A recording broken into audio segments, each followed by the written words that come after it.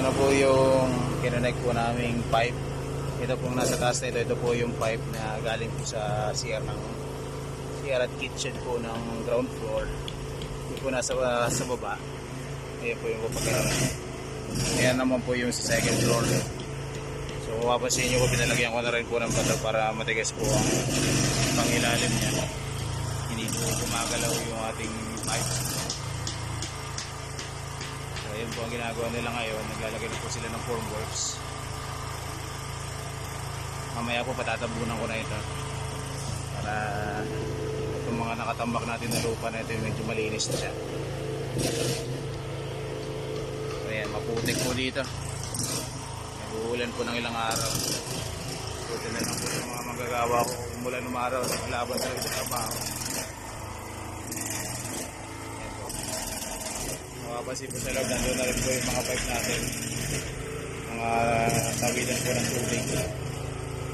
Yung dalawa pong maliit na butas na yun, ay yung tatlo po, yan po yung location po ng ating manhole cover. Yung dalawang maliit na chamber, yun po yung leaching chamber natin. Kung sa pag tumawid po yung tubig doon, is either sisipsipin na siya ng lupa. Pag hindi po siya nasipsip, tatawid naman po doon sa kabilang chamber. At pagka dumating din tayo na din na rin siya sumisipsip, nasok na rin ang tubig, meron po siyang pipe. Po yung pipe na yun, pwede siyang i-connecta sa drainage line. Kaya pinalagyan ko po siya ng clean out just in case po nagkaroon tayo ng drainage line dito sa gilid ng kalsada, connecting po papunta dun sa ating sa barangay road. Nagkaroon po sila ng improvement doon, nagkaroon sila ng RCT sa gilid ng kalsada para wala pong bumabahang tubig dun sa harapan sa labas ng gate.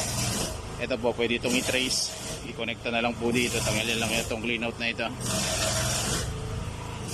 So, matagal na panahon pa ito bago mapuno, kasi dito pa lang observation namin mula nung araw, hindi po nagtutubig ang loob.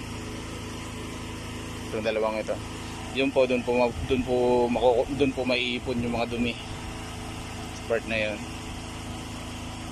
Kapag dumating ang time na napuno na siya, tumatawag lang po tayo ng nagpapasipsip ng Poso Negro, yung malabanan.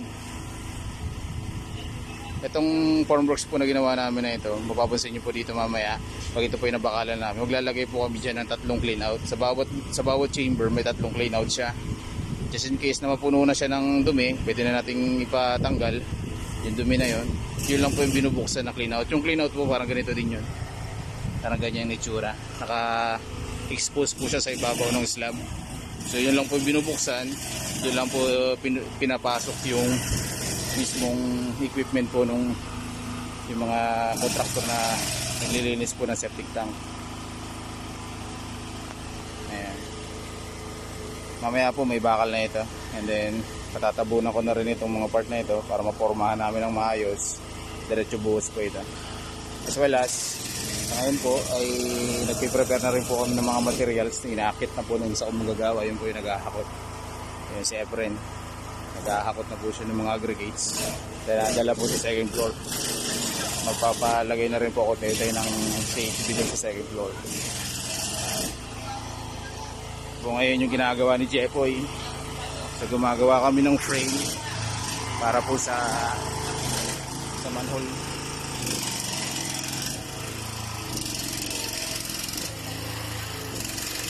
Tatlong pirasong ganito po ang ilalagay namin.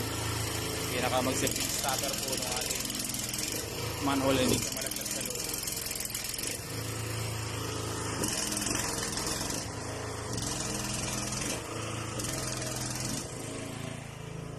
Lester, pwede na yan tabunan para malinis na natin tong area na to. Yung mga lupa ay mapantay na, hindi na nakakalit ng ganyan. Tayo may mga sobrang mga gravita, ilagay dito sa ibabaw nito para hindi maging madulas, hindi maputik. Ikalat na lang dyan, parang ganito. Kasi pag ganun, nadulas yung isang tao ko dyan nung nakaraan madulas talaga siya.